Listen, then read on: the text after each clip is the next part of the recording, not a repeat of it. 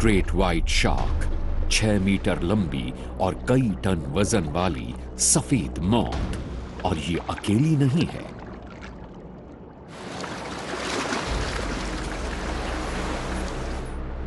Seal island के आसपास के गहरे चैनल में दुनिया में व्हाइट शार्क्स की सबसे बड़ी तादाद में से एक गश्त लगाती है। बहुत पुराना जीव होने के बावजूद इसकी बनावट अत्यंत उम्दा है। नाक की छोर पर जेली भरे सेंसर्स किसी भी जीव की हरकतों से पैदा होने वाली बिजली को पकड़ लेते हैं। खून की खास तरह की नलियां इसके शरीर को अंदर से गर्म रखती हैं ताकि ये ठंडे पानी में शिकार कर सके। सील्स की आंखें काफी तेज होती हैं और इनमें दमखम भी कम नहीं होता। लेकिन ग्रेट व्हाइट के पास एक जानलेवा रणनीति है। ये ज्यादा गहराई में गोता लगाकर अपने अनोखे रंगों की मदद से छिप जाती है और फिर 40 किलोमीटर प्रति घंटे की रफ्तार से ऊपर आकर ये अपने खंजर जैसे 300 दांतों से सील का काम तमाम कर देती है।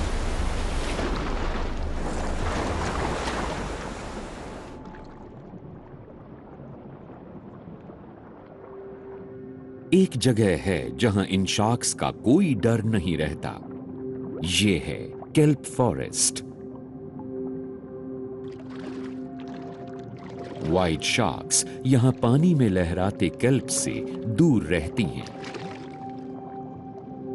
जिससे सील्स को ऐसी शांत और सुरक्षित जगह मिल जाती है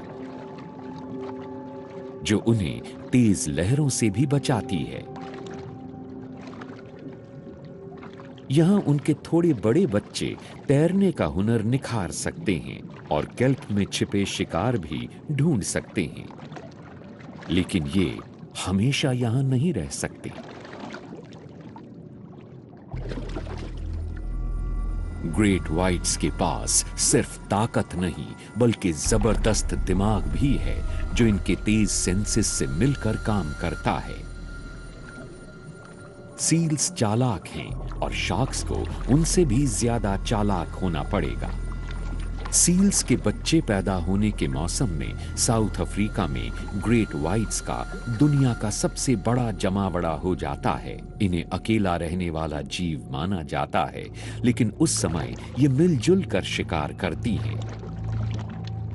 ज्यादातर सील्स सी केल्प फॉरेस्ट में शार्क्स से बची रहती हैं, लेकिन पीछे छूट गई एक सील पल भर के लिए लापरवाह हो गई। एक शिकारी ने झुंड का ध्यान बटाया और बाकियों ने शिकार को दबोच लिया।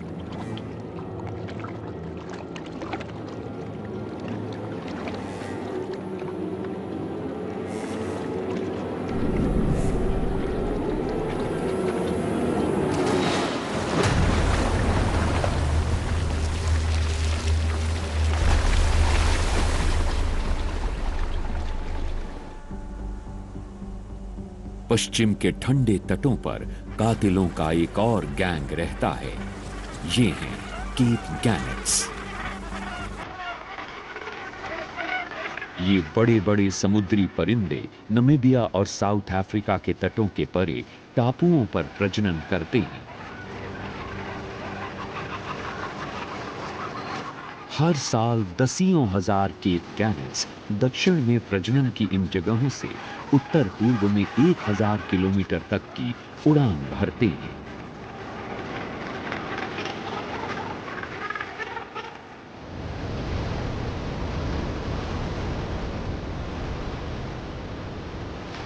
हर साल सर्दी में सदर्न ओशन के ठंडे पानी की धाराएं साउथ अफ्रीका के वाइल्ड कोस्ट से मोजाम्बिक की ओर बहती हैं और उसके साथ ही दुनिया के सबसे बड़े प्रवासी यानी माइग्रेशंस में से एक यानी सार्डीन रन की शुरुआत होती है। अपने सहज ज्ञान से करोड़ों छोटी छोटी मछलियां गर्म धाराओं के आसपास इकट्ठा होकर पानी को स्याह कर देती हैं। अफ्रीका की ताकतवर धारा तट के पास के ठंडे पानी और उसमें रहने वाली सार्डीन मछलियों को भी खींच लेती है।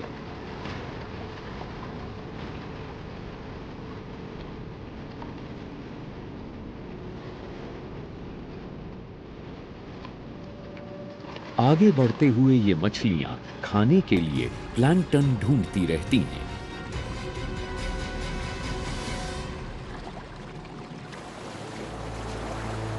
गैनेट्स भी यहां पहुंच रहे हैं, लेकिन इनके साथ कुछ और भी जीव हैं। सार्डीन्स के पीछे एक ज्यादा खतरनाक फौज लगी है। कॉमन डॉल्फिन्स का झुंड बड़ी तेजी से पास आ गया।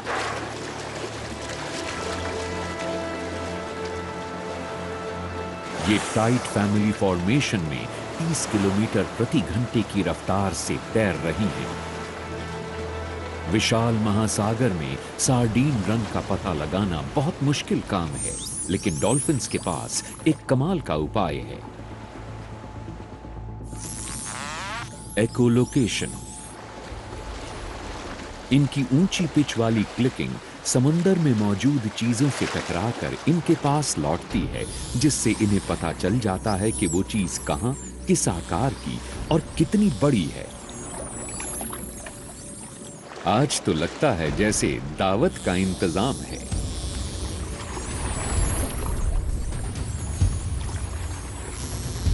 दूसरे डॉल्फिन परिवार भी शामिल हो गए, जिससे हजारों डॉल्फिन्स का एक सुपर पॉड बन गया।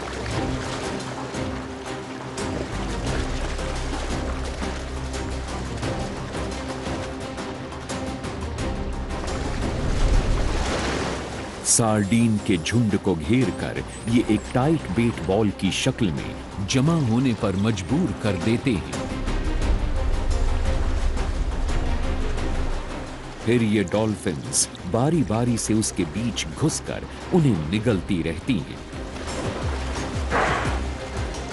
ये बुलबुलों का जाल बनाकर सार्डीन्स को सतह की ओर जाने पर मजबूर करती हैं।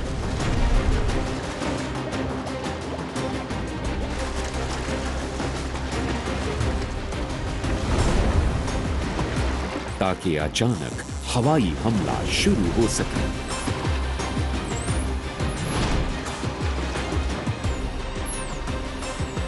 समंदर में फिन्स और मछलियों की उठापटक से खलबली मच गई है। केप गैनेट्स बिल्कुल सही समय पर पहुंचकर मछलियों को पकड़ने के लिए गोता लगाने लगे। 1 मीटर लंबी गाइडेड मिसाइल की तरह ये 100 किलोमीटर प्रति घंटे तक की रफ्तार से पानी से टकराते हैं और 20 मीटर अंदर तक चले जाते हैं। इनकी खोपड़ी में मौजूद एयर बैग्स इन्हें झटके से बचाते हैं।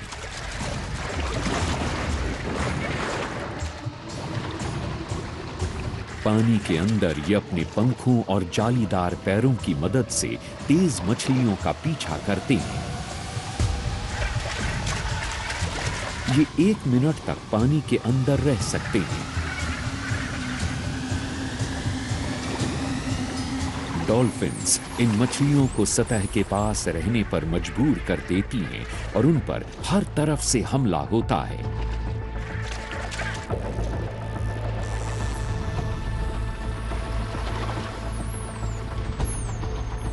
कई घंटों तक जारी लगातार हमले से बेट बॉल लगभग खत्म हो गया।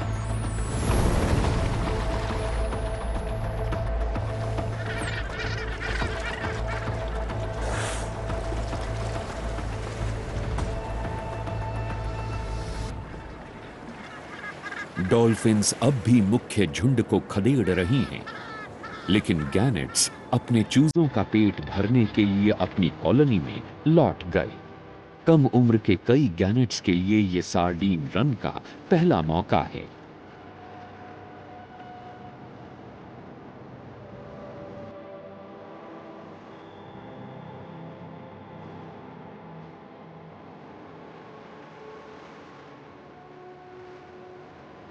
लेकिन कुछ के लिए ये आखिरी मौका था। खाने की उठापटक में गलत एंगल पर पानी से टकराने की वजह से इनकी गर्दन टूट सकती है। खाने की होड़ के बाद पूरे पानी में खून और मछली के तेल की ललचाने वाली महक फैल गई है और शार्क्स के लिए ये खाने का बुलावा है। शार्क्स समंदर में सबसे पुराने शिकारी हैं और ये लाखों वर्षों से पृथ्वी के हर सागर में शिकार कर रही हैं। देखने और सूंघने की विकसित क्षमता के साथ साथ अपनी तेज सेंसेस और शिकार के शरीर की बिजली को महसूस करने की ताकत शार्क्स को हर किसी के लिए लगातार एक खतरा बनाए रखती है। लगभग 1 टन की टाइगर शार्क समंदर में सबसे ऊंचे दर्जे के बड़े शिकारियों में से एक है, लेकिन ये खाने के मामले में नखरे नहीं करती। इसके सामने जिंदा या मुर्दा जो पड़ जाए ये उसे खा लेती है। टाइगर शार्क्स दुनिया में हड्डी तोड़ने वाले कुछ सबसे ताकतवर जबड़ों से लैस हैं। ये मरे हुए या घायल गैनेट्स को फटाफट खाकर सार्डीन रन के बचे हुए तेल की गंध के साथ आगे बढ़ने लगी।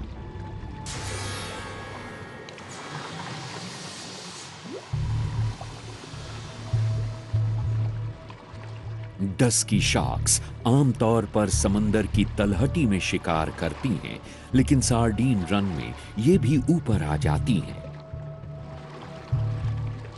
ये भारी भरकम मछलियां सभी शार्क्स में सबसे जोरदार ढंग से काटने वाले हुनरमंद शिकारियों में शुमार हैं। डस्की शार्क्स की एक फौज ने सार्डीन्स के झुंडों को फिर से घेरना शुरू कर दिया।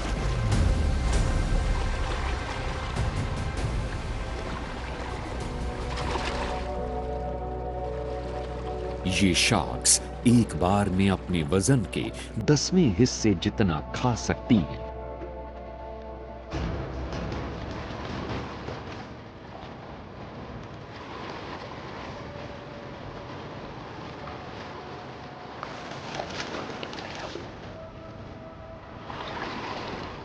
ये मछलियों के चक्कर काटते झुंड पर बारी बारी से खुले जबड़ों वाले टॉर्पीडो की तरह हमला करके उन्हें खा लेती हैं।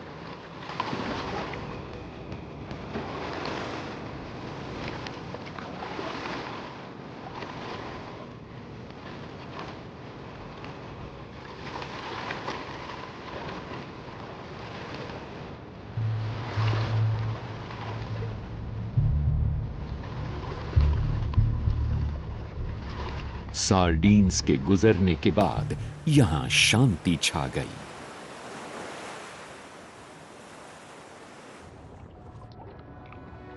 पहली नजर में रीफ्स यहां बहुत शांत जगह लगती है, लेकिन रंग बिरंगे कोरल वाली इस जगह पर जिंदा रहने की हर रोज की जद्दोजहद चलती रहती है और रीफ शार्क्स अपना सबसे जबरदस्त कमाल दिखाती हैं। जब ये अफ्रीका के समंदर में आती हैं, तो जीव जंतुओं से भरा रीफ पानी के हंगर गेम्स के जैसा बन जाता है। ये झुंड बनाकर बहुत आक्रामक, हिंसक और तेज ढंग से कोरल में छिपे शिकार का पीछा करती हैं। ग्रुपर फिश अपना ज्यादातर वक्त अपने बिल के ठीक बाहर बिताती हैं, ताकि खतरा भांपते ही अंदर छिप सकें।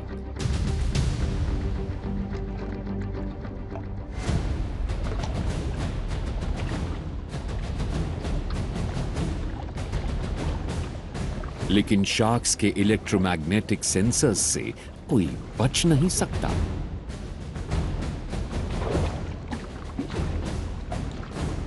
खाना मिलने पर इनके बीच छीना झपटी शुरू हो जाती है।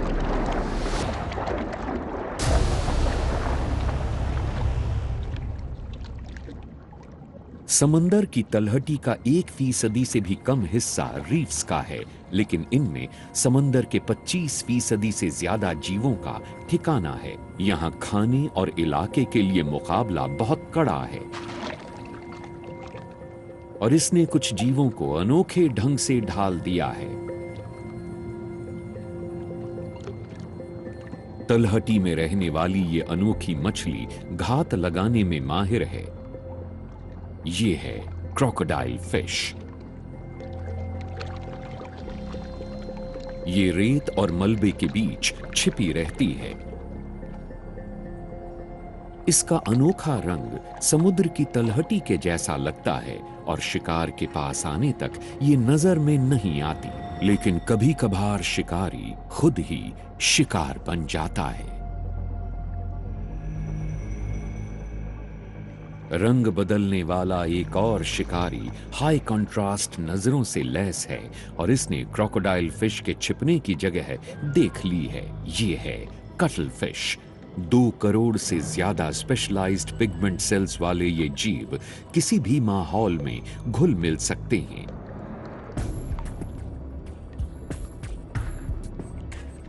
इनके पास और भी उपाय हैं। अपनी बॉडी कैविटी को जेट की तरह इस्तेमाल करके ये बहुत तेजी से तैर सकते हैं। समंदर के सबसे बुद्धिमान जीवों में शामिल चालाक कटल फिश के शिकार करने के तरीकों में सबकी नजरों के सामने छिपे रहना और अपने शिकार को सम्मोहित करने के लिए तेजी से रंग बदलना शामिल है।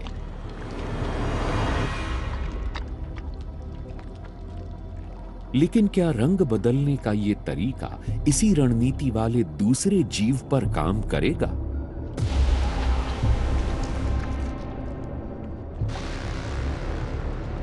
कई और जीवों की तरह क्रोकोडाइल फिश भी इसे अपनी ओर आते हुए नहीं देख पाई।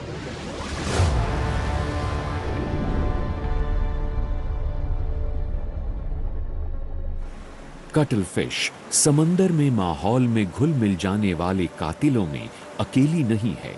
मोज़ाम्बिक के पास के गर्म पानी में कोरल रीफ्स की भरमार है और यहां खतरा भी कम नहीं, क्योंकि ये है एक पत्थर दिल हत्यारे का ठिकाना। किसी को नजर नहीं आने वाले रूप रंग के अलावा स्टोनफिश अपनी पीठ पर मौजूद कांटे की जड़ से तेज न्यूरोटॉक्सिन्स भी छोड़ती है। ये दुनिया की सबसे खतरनाक मछली है जो 1 घंटे के अंदर इंसान की जान ले सकती है। पत्थर जैसा दिखने की एवज में इसने तैरने की अपनी महारत खो दी है, लेकिन इसे उसकी जरूरत भी नहीं। ये सही मौके के इंतजार में घंटों तक बिना हिले डुले पड़ी रह सकती है।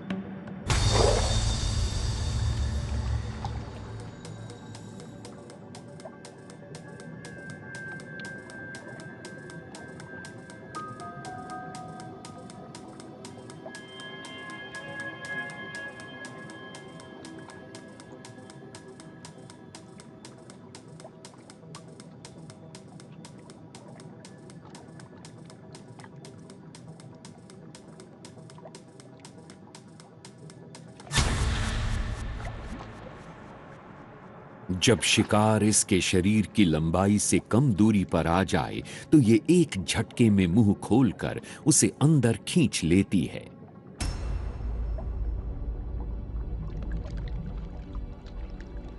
इन रीफ्स पर स्टोनफिश अपने जैसे ही एक और खतरनाक रिश्तेदार के साथ रहती है, यानी स्कॉर्पियन फिश।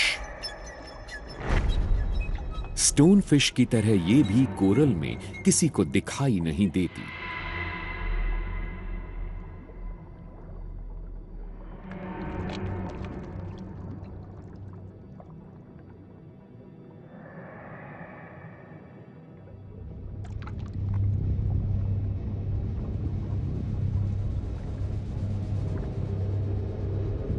लेकिन शांत पड़े रहने वाले अपने रिश्तेदार के उलट स्कॉर्पियन फिश धीरे धीरे अपने शिकार की ओर बढ़ती है।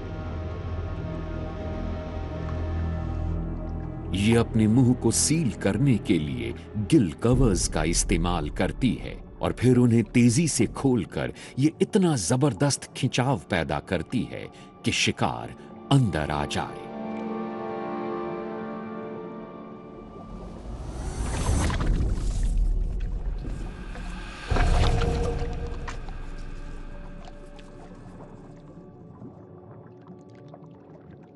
स्कॉर्पियन फिश के पास जहर है और माहौल में छिपने की सुपर पावर्स भी। कैमोफ्लेज, जहर, जेट प्रोपल्शन, 8 बहुत जबरदस्त तरीके से चिपकने वाले टेंटिकल्स और स्कॉर्पियन फिश को खाने की भूख के साथ उससे भी आगे है ऑक्टोपस।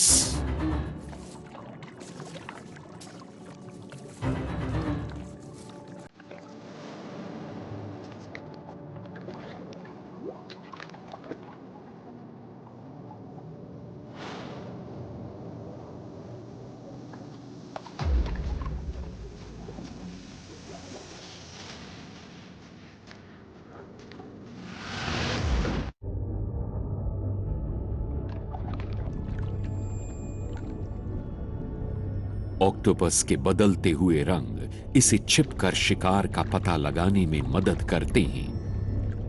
इसकी तेज आंखें दूर से भी माहौल में छिपी स्कॉर्पियन फिश को आसानी से देख लेती हैं।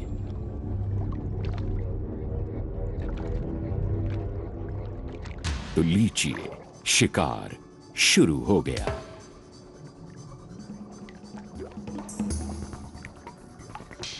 अपने जेट प्रोपल्शन की वजह से ऑक्टोपस का पलड़ा भारी है।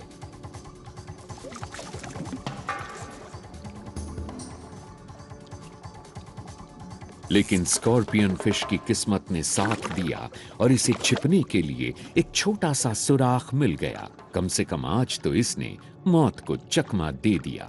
इससे बेपरवाह भूखे ऑक्टोपस को जल्द ही अगला शिकार दिख गया, एक स्टोन फिश।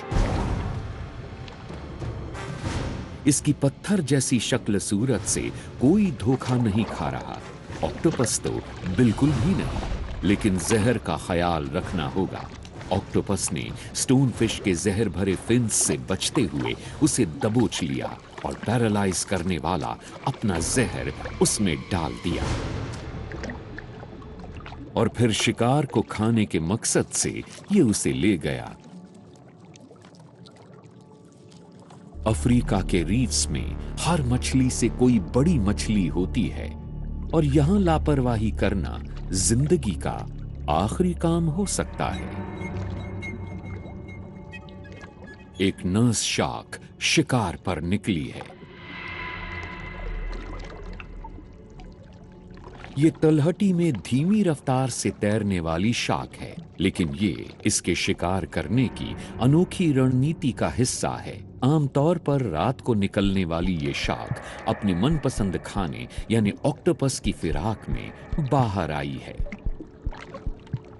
एक शिकारी का मुकाबला दूसरे शिकारी से।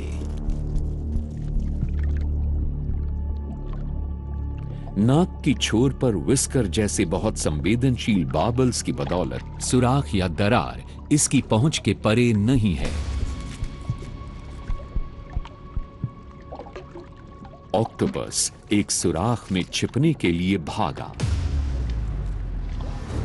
लेकिन कोई फायदा नहीं।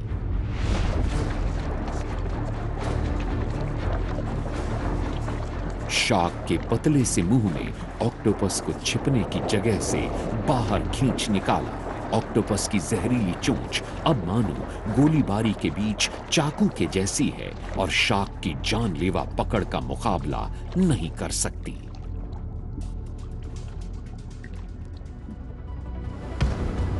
अफ्रीका के दक्षिण पूर्वी तट पर समंदर की लहरें ऊबड़ खाबड़ चट्टानी किनारों से टकराती हैं। हर लहर के साथ समंदर और जमीन के बीच जबरदस्त जंग छिड़ती है।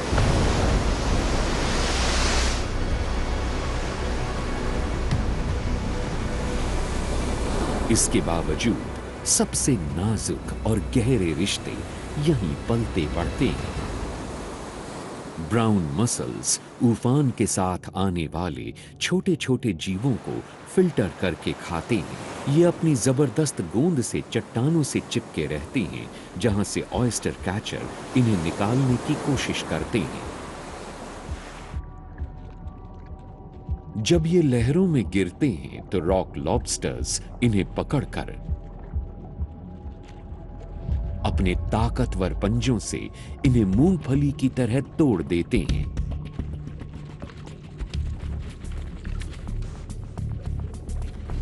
तेजी से बढ़ने वाले ये बच्चे दिन भर में अपने वजन के 4% जितना खा लेते हैं। 20 सालों की अपनी जिंदगी में शायद इनका बढ़ना कभी नहीं रुकता। खाने की कमी होने पर लॉबस्टर्स आपस में जूझने लगते हैं।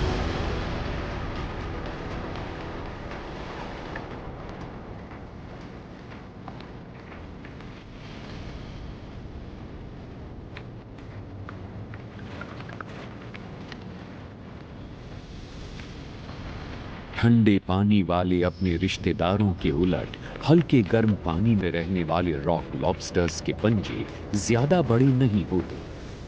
उसकी बजाय ये सामने के अपने बड़े बड़े सींगों को हिलाते हुए लड़ने के लिए आगे बढ़ते हैं।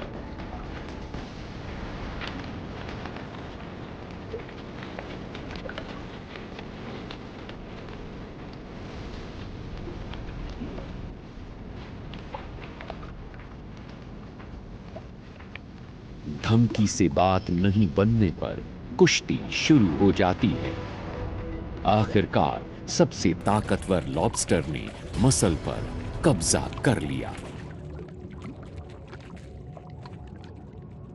इसने अपने ताकतवर मुंह से मसल को बंद रखने वाले धागों को तोड़कर उसके खोल के पतले किनारों को कुचलकर इस लजीज शिकार को अकेले ही खा लिया। किनारे पर भी मुकाबला इतना ही तेज है। एक रेड टाइड ने सैकड़ों रॉक लॉबस्टर्स को केल्प गल्स के सामने पहुंचा दिया है। ज्यादा परिंदों के आने से अब लड़ाई छिड़ने वाली है। रेड टाइड की वजह से किनारे पर आए ढेर सारे रॉक लॉबस्टर्स केकड़ों और दूसरे जीवों को खाने के लिए केल्प गल्स में एक होड़ मची हुई है। ये जानलेवा टाइड तब आती है जब तेज हवाओं से उफनता पानी गहरे समंदर की एल्गी को ऊपर ले आता है। गर्म पानी में एल्गी की तादाद तेजी से बढ़ती है और ये पानी से ढेर सारा ऑक्सीजन खींच लेते हैं, जिससे समुद्री जीवों का दम घुटने लगता है।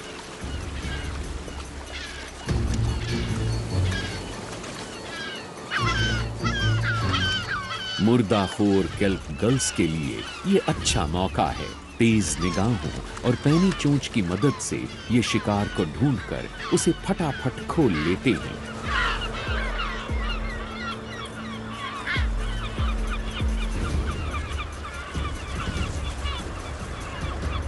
गल्स के बिना किनारे पर पड़े ये लॉबस्टर्स अफ्रीका की धूप में सड़ते रहते हैं। इसलिए गल्स असल में बीच को साफ करके सबकी मदद कर रहे हैं। पूरे माहौल में केल्प गल्स का शोर गूंज रहा है, लेकिन एलिवॉल शोल के रीफ्स के पास एक शिकारी मौत जैसी खामोशी से गश्त लगा रहा है। शार्क के लिहाज से ये बहुत धीमी है, लेकिन 3 मीटर लंबी और 160 किलोग्राम की ये मछली शार्क ही है। रैगेड टूथ शार्क के नाम से ही जाहिर है कि इसके दांत कैसे होंगे। ये दांत नोचने के लिए नहीं बल्कि पकड़ने के लिए बने हैं। ये अपने शिकार को साबुत निगलती है।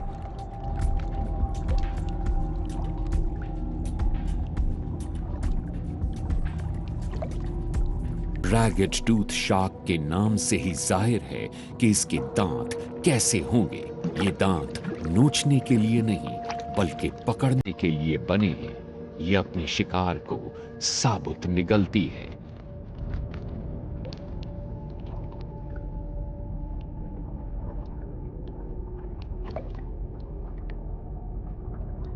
ये जैसी दिखती है उतनी ही खतरनाक भी है, रहस्यमय, अनिश्चित और आक्रामक। अपनी लंबी और गठीली पूंछ से ये पलक झपकते ही तेजी से आगे बढ़ सकती है।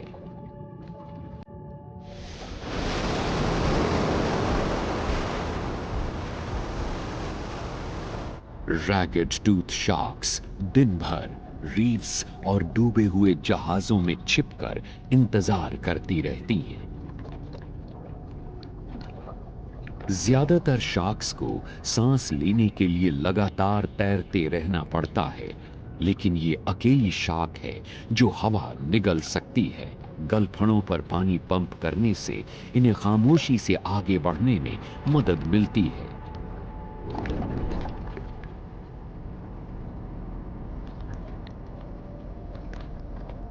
ये मोजाम्बिक के गर्म पानी की ओर प्रवास के उत्तरी रास्ते पर जमा होती हैं।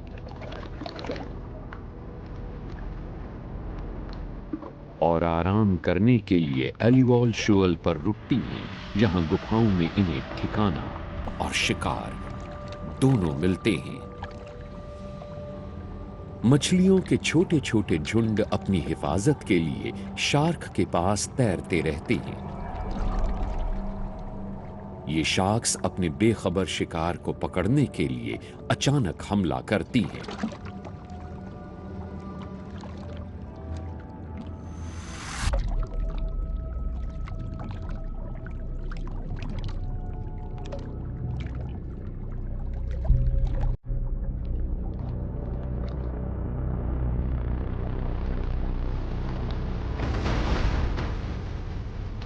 अपने सिर को जरा सा हिलाकर ये खाने को एक बार में निगल लेती है।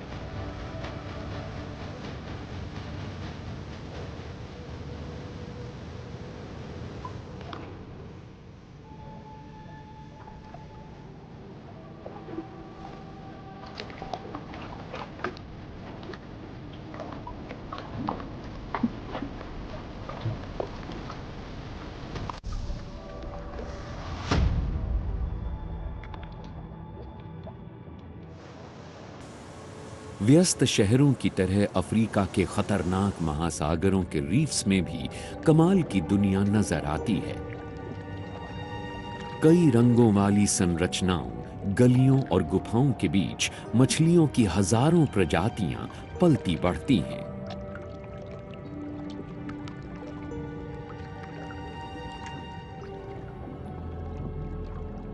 और जब एक स्ट्रीमलाइंड शिकारी खाने के मौके ढूंढता दिख जाए तो समझ लीजिए ये है मुर्रे।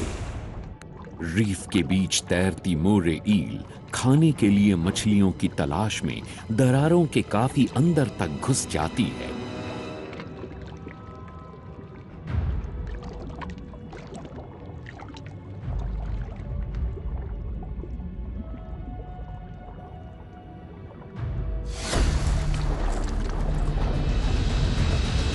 इसके पहने आरीदार और पीछे की ओर मुड़े हुए दांतों और जबड़ों की दो जोड़ियों से कोई बच नहीं सकता। लेकिन जहां तक शिकारियों की बात है तो यहां सिर्फ मोरे ईल ही नहीं है। व्हाइट टिप रीफ शार्क्स और ग्रे रीफ शार्क्स ईल्स का शिकार करती हैं।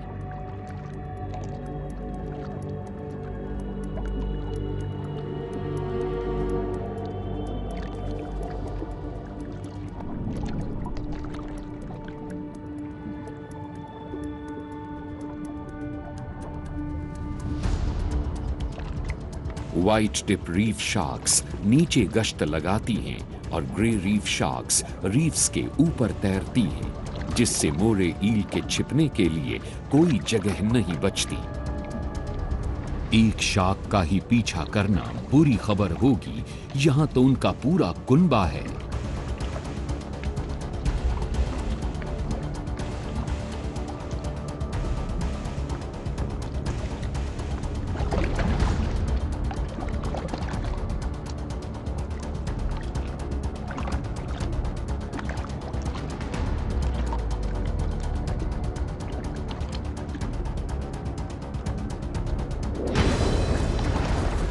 व्हाइट टिप शार्क्स के एक झुंड ने इसे दबोच लिया।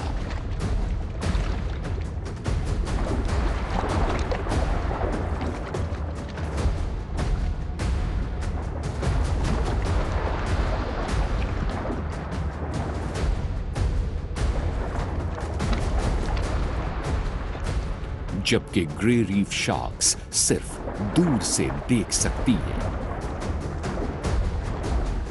इस बार इन्हें बचे खुचे हिस्से से ही काम चलाना होगा।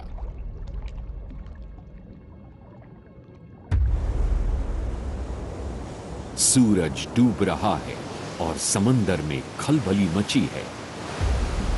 कुछ बड़ी केप पर सील्स सार्डीन रन के बाद ठंडे पानी की ओर लौट रही हैं, लेकिन ये बड़े नर एक आखिरी शिकार में शामिल होने वाले हैं, वो भी समंदर के सबसे तेज शिकारियों में से एक की बदौलत। स्ट्राइप्ड मार्लिन, 200 किलो से ज्यादा वजन वाली ये मछली 110 किलोमीटर प्रति घंटे की रफ्तार से तैर सकती है। ये दांतों से लैस है और तलवार जैसी चोंच को मछलियों के झुंड में घुसा देती है और फिर दोबारा आकर बेहोश और जख्मी शिकार को खा लेती है।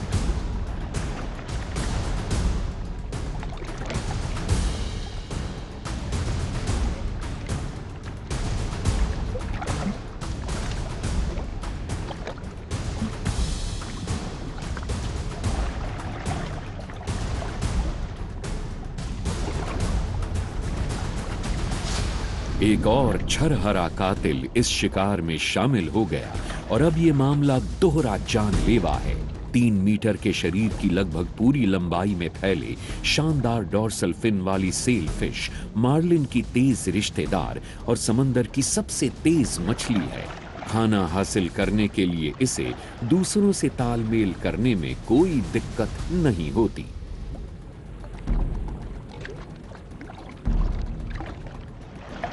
खाने की होड़ में जख्मी होने का बहुत खतरा रहता है, खासकर जब कई तरह के शिकारी शामिल हों। बड़े नर सील्स मार्लिन की चोंच से दूर ही रहने की कोशिश करते हैं।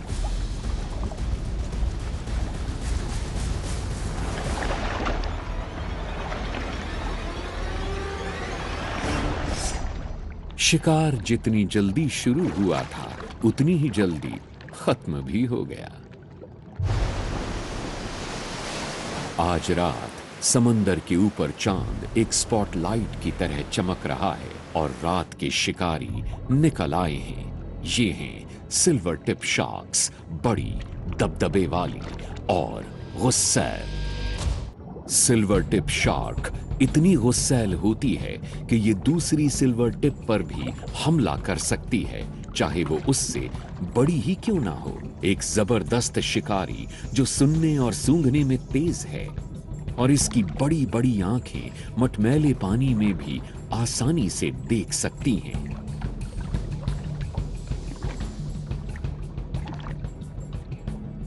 इसकी चौड़ी थूथन के नीचे आरीदार दांतों की दर्जनों खतरनाक कतारें हैं जिनसे ये शिकार के टुकड़े कर देती है।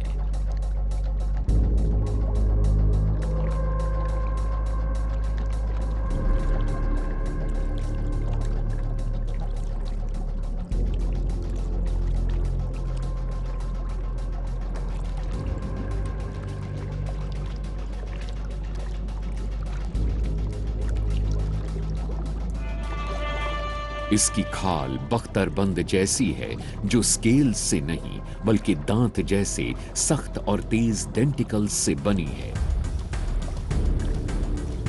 अपने शिकार को उलझन में डालने के लिए सिल्वर टिप्स अचानक किसी भी तरफ मुड़ जाती हैं। पानी में कंपन महसूस करने वाली इन शार्क्स से शिकार या खतरा छिप नहीं सकता। हमले से बचने के लिए छोटी मछलियों के झुंड ने बीच में साफ पानी के रिंग्स वाले डोनट के आकार वाले दायरे बना लिए हैं, लेकिन सिल्वर टिप्स इनसे रुकने वाली नहीं।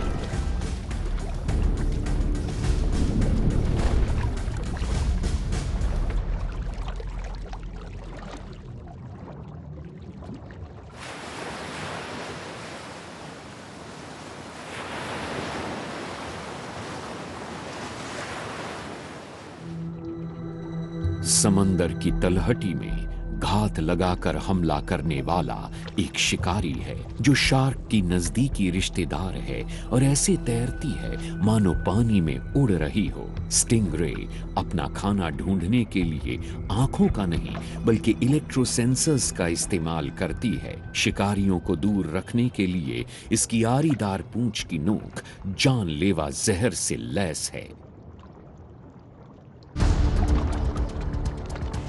ये रही एक दुश्मन। बहुत कम दिखने वाली ब्रॉड नोज सेवन गिल काओ शार्क तलहटी में गश्त लगाती है।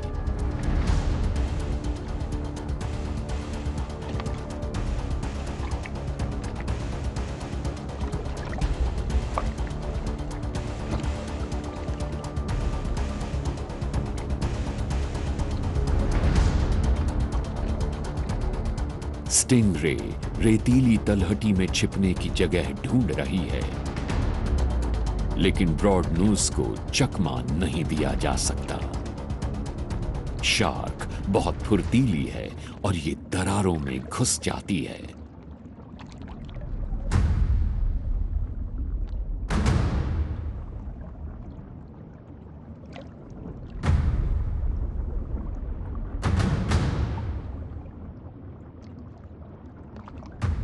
शिकार का पता लगने पर इसने पलक झपकते ही आगे बढ़कर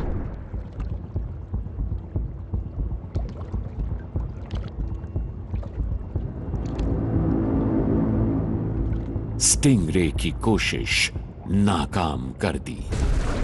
अब ये जान बचाने के लिए तैर रही है।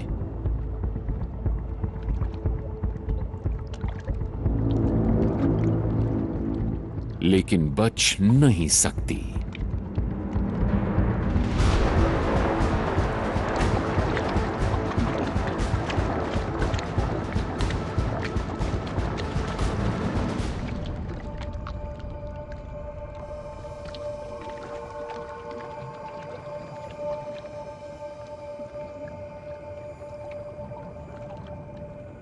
अफ्रीका के महासागर विशाल और खतरनाक, इनमें जिंदगी की भरमार है और ये मौत के अखाड़े भी हैं, जहां शिकार और शिकारी वैसे ही तैर रहे हैं जैसे हजारों सालों से करते आए हैं। खून खराबे से इस प्राचीन इकोसिस्टम में संतुलन कायम होता है, जो इतना बड़ा है लेकिन फिर भी इसमें बच निकलने या छिपने की जगह नहीं है।